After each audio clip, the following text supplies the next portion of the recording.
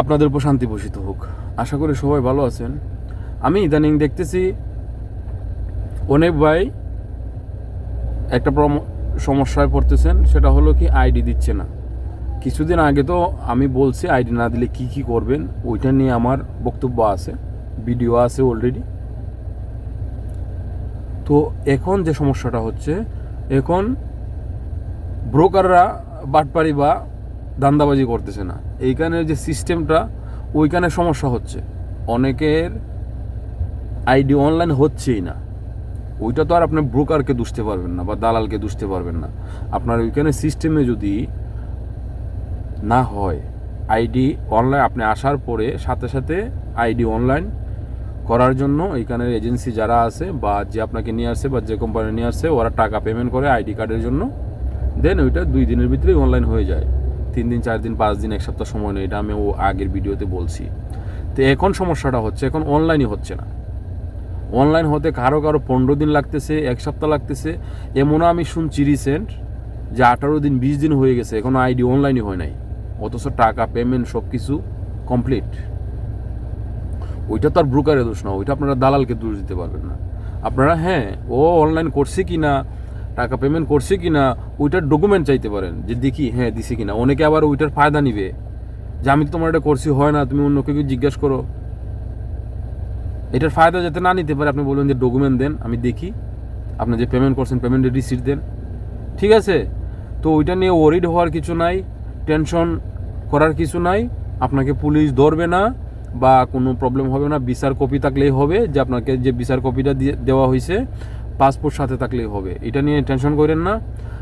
সিস্টেমে তো সমস্যা হইতে পারে। এখানে দেখেন কাতারের যে শ্রম মন্ত্রণালয় যে আইনগুলো পাস করছে রিসেন্ট, ওইগুলা তারা একটু মডিফাই করতেছে।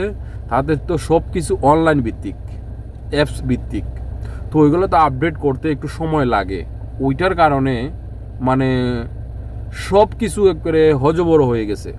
ভিসা অনলাইন হচ্ছে না, মেডিকেলের ডেট দিতে সমস্যা করতেছে, আইডি অনলাইন হচ্ছে না। আপনার আমি একটা কোম্পানিতে আসছি, এখন আমার আরেকটা কোম্পানিতে আমি এগ্রিমেন্ট করে 3 মাসের জন্য একটা কাজে যাব, কোম্পানিতে মেসেজ পাঠানো হয়েছে, মেসেজ আসতেছে না। এই যে হিডেন কিছু সমস্যা, এগুলো টেকনিক্যাল বিষয়। এটা কোনো ব্রোকারের দোষ না, এটা কোনো এজেন্সির দোষ না। আপনারা ওইগুলো একটু বোঝার চেষ্টা করবেন। কারো কথা শুনি না হঠাৎ করে ইউটিউবে একটা ভিডিও দিইকা তাড়াহুড়া করবেন না, আর এত টেনশন করবেন না। এটা সাময়িক সময়ের জন্য হচ্ছে, এটা ইনশাল্লাহ আশা করা যায় খুব তাড়াতাড়ি। এটা সময়টা কেউ বলতে পারবেন না। অনেকে আমাকে বলেন যে ভিসা কবে চালু হবে, তারপরে এই যে সমস্যাগুলো, এগুলো সমাধান কীভাবে হবে। আমি তো ভাই আর খাতার অথরিটি না। আমি আমার নলেজ থেকে বা আমি যে সোর্স থেকে বা আমাদের যে কোম্পানি আছে ওইখান থেকে যে মেসেজগুলো আসে, ইমেলগুলো আসে, বা আমরা বিভিন্ন টাইপিং সেন্টারের সাথে কথা বইলা যে ডিটেলসগুলো পাই অথেন্টিক, ওইগুলাই আপনাদের কাছে শেয়ার করার চেষ্টা করি। অনেক বিষয় আছে এগুলো শেয়ার করার প্রয়োজন হয় না, এগুলো আপনাদের প্রয়োজন নাই, কিন্তু অনেক ইউটিউবার আছে ওইগুলো দিয়ে দেয়। কারণ তাদের কথা হলো ভিডিও একটা দিতে হবে, সপ্তাহে 1টা বা 2টা দিতেই হবে, তার জন্য দিয়ে দেয়। আমি মনে করি, আমি আগেও বলছি, প্রয়োজনে আমি মাসে 1টা ভিডিও দিব। যদি কোনো তথ্য ইনফরমেশন আমার কাছে থাকে, না থাকলে আমি ভিডিও দেওয়া বন্ধ করে দেবো। যেগুলো অলরেডি দিছি, আশা করি আর কোনো সমস্যা হবে না।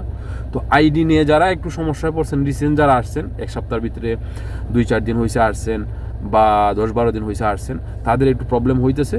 তো ওইটার জন্য একটু অপেক্ষা করেন, ধৈর্য ধরেন, ইনশাল্লাহ আইডি পেয়ে যাবেন। তাড়াহুড়া করবেন না, পুলিশ ফোন দিয়েন না, একটু বুঝা শুন না, যা করার করেন, ঠিক আছে? তো আজকে মূলত ওই আইডি নিয়ে যে যারা প্রবলেমে আছেন, এইটা উত্তর দেওয়ার জন্যই এই ভিডিওটা মেক করা। তো সবাই ভালো থাকেন, সুস্থ থাকেন, আল্লাহ হাফেজ।